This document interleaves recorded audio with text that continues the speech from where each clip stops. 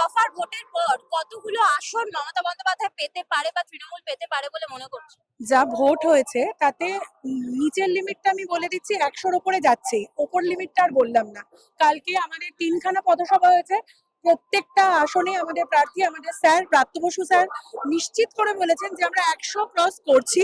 সেটা আপার limit 152 cross হয়ে যেতে পারে। 152টা আসনে হয়েছে, তো বাংলার মানুষ দুহাত তুলে আশীর্বাদ করেছে তৃণমূল কংগ্রেসকে। এবং দিকে দিকে আমাদের যা ভোটের যত পার্সেন্ট ভোট হয়েছে তাতে বোঝা যাচ্ছে বাংলার মানুষ ব্যালটে সেই জবাব দিয়েছেন, এসআইআর এর জবাব দিয়েছেন তারা ব্যালটে। দ্বিতীয় দফার ভোট আসছে এবং সব মিলিয়ে ঠিক কি হতে চলেছে বাংলার 4ই মে? বাংলা আবার জিতবে, বাংলা আমাদের ট্যাগলাইন। এটাই আবার দেখতে পাওয়া যাবে, আবার জিতবে বাংলা। কারণ মানুষের নাগরিকত্ব কেড়ে নেওয়া, মানুষকে এইভাবে লাইনে দাঁড় করানো বিজেপির মানে পেশা হয়ে দাঁড়িয়েছে, পেশা এবং নেশা। ওনারা এটাই করতে পারেন, তাই বাংলার মানুষ ওনাদের অরাজকতা, এই বহিরাগতর অত্যাচার আর সহ্য করছে না। বাংলার মানুষ বাংলার মেয়েকেই বেছে নিয়েছে বারবার। আর দ্বিতীয় দফার ভোটেও আপনারা সেটাই দেখতে পারবেন। 4ঠা মে এই মাঠে পুরো দমদমে দেখবেন সবুজ আবির খেলা হচ্ছে, এটাই তার প্রমাণ। বড়বাজারে গুদামে 50 বস্তার উপরে সবুজ আবির জড়ো হয়েছে, 1 বস্তাও কেউ গেরুয়া আবির কিনেছে বলে আমি খবর পাইনি। এটা আপনারা খোঁজ নিয়ে নেবেন। বিজেপির নেতারা বাংলায় এসে বলছে বাংলার মেয়েরা সুরক্ষিত নেই, তাদেরকে লক্ষ্মীর ভান্ডার দিয়ে কিনে রাখা হয়েছে। বাংলার মেয়েরা সুরক্ষিত নয়, তাহলে কোথায় সুরক্ষিত? মণিপুরে নাকি দিল্লিতে নাকি যে রাজ্যে ডবল ইঞ্জিন সরকার আছে সেখানে?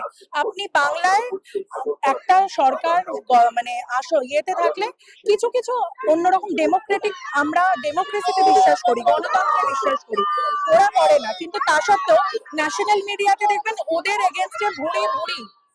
কালকে একজন তামিল অ্যাক্ট্রেস, তামিল উনি সাউথ ইন্ডিয়ান অ্যাক্ট্রেস, মানে অ্যাক্টর, ওনার মানে বক্তব্যে উনিও রাজনীতিতে হালে এসছেন, আমাদের মমতা ব্যানার্জির জয়গান গেয়েছেন। আমি নামটা বলছি না, আপনারা সবাই জানেন, ফেসবুকের দৌলতে, সোশ্যাল মিডিয়ার দৌলতে সবাই এটা জানে।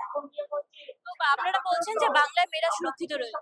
বাংলার মেয়েরা সুরক্ষিত নয়। আপনি আমি কে আজ মানে রাত 10টায়, 11টায়, 12টায় কোনোভাবে মানে আরামসে বাড়ি ফিরতে পারি? আমরা তো নিজেরাই এত কিছু, এত মিটিং, এত ইয়ে করে 11টার সময় বাড়ি ফিরি, দেখে মনেই হয় না। এবং আমাদের যারা রয়েছে ভাইরা আমাদের রক্ষা করে, আমাদেরকে টিস করে না।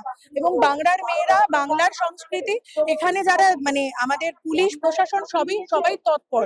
বাংলার মা এখানে পাহারায় রয়েছে। একদম শেষ প্রশ্নে আসবো যে বিজেপি বলছে 3000 টাকা করে লক্ষ্মীর ভান্ডার তারা দেবে। ওরা কি টোকা ছাড়া আর কিছু জানে না? সবই টুকতে লাগে, মানে যাই করে আমাদের দিদির থেকে এসে টোকে। এত মানে টুকলি করে ওরা ভালো কিছু করতে পারছে না। বলুন একটু নতুন নতুন স্কিম আনতে। আমরা যেরকম মাথা ঘামিয়ে, আমাদের জননেত্রী মাথা ঘামিয়ে মানবিক প্রকল্পগুলো আনে, ওনাদেরকেও বলুন একটু নতুন কিছু করতে। বাংলার মানুষ জুমলা শোনে না, আর এরকম টুকলিবাজকেও বিশ্বাস করে না। কপিক্যাট মানে কপিক্যাটই হয়, আর আসলই থাকে। জয় বাংলা।